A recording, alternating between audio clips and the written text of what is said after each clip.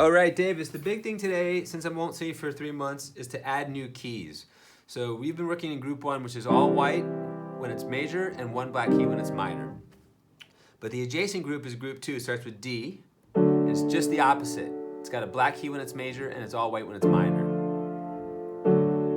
Okay? So you can do the arpeggios.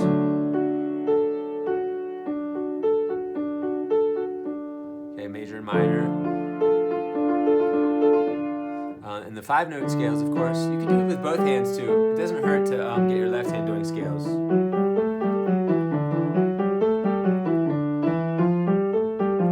You get it. The keys to repeat it in are E. E will have 2 black keys when it's major. Just the scale, but the chords look identical. So does A. A is perfectly identical with D. In the key of A, the minor key falling progression is the easiest. So A, G, F, E. Okay, in the key of E, it's pretty easy. E minor, D, C, and then B major, which is like a group 2 anomaly. It has 2 black keys. It's B, D sharp, F sharp. And if you try to do it in D, it's D minor to C. That's easy. And then B flat, which is black, white, white. B flat, D, F. And then to A major.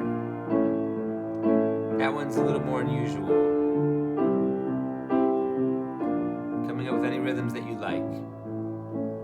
Okay, if we go back to the key of D and we do the 1-4-1-5. D, G, D, A, D minor, D, G minor, D minor, A. Then you can repeat that in E, which would be E, A, E, B 6-3, D sharp, F sharp, B. By the way, you can do the inversions for these 3 new chords too. You can do the 5-3, 6-3, 6-4, 5-3 exercise, major or minor. And it's going to get easier over time because you're going to start seeing the patterns emerge on the keyboard. And then in E minor, it's E minor, A minor, E minor, B. Now to A, wait, I already did A. D, wait, did I? No, I didn't do A. A to D is 4, back to A, and E is 5. Okay, now A minor, A, D minor, A minor, E. Okay, finally, we talked about doing a full octave C major scale. So when we talked about the cross, so put your middle finger on E and just practice taking your thumb all the way to your left and then underneath all the way to touch your pinky without curving your wrist in either direction. It doesn't have to be perfect, but you want as little motion from your wrist as you can.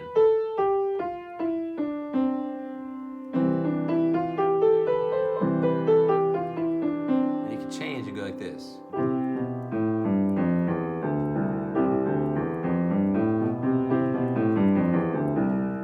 Flatten your 3, 6, and 7 so it's minor. Same fingering.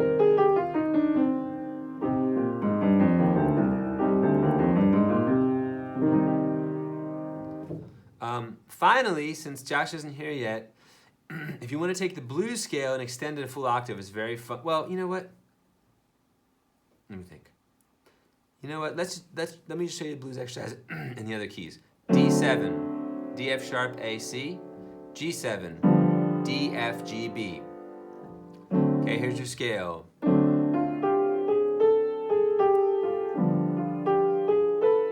Whoops.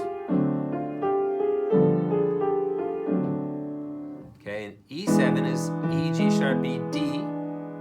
And A7 will be E, G, A, C sharp. And then the scale uses 1 black key.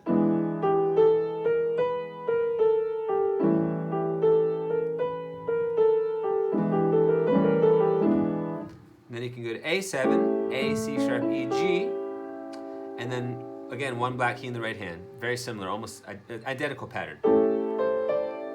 Actually, all 3 of these blues scales are the same. They all have 1 black key.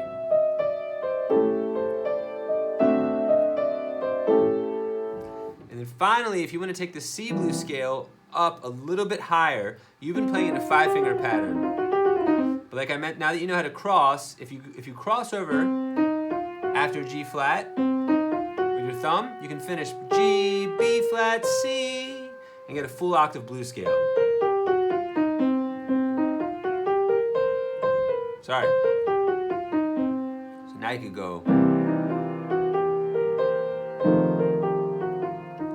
And of course, you could do this with any of them, but it just takes some practice.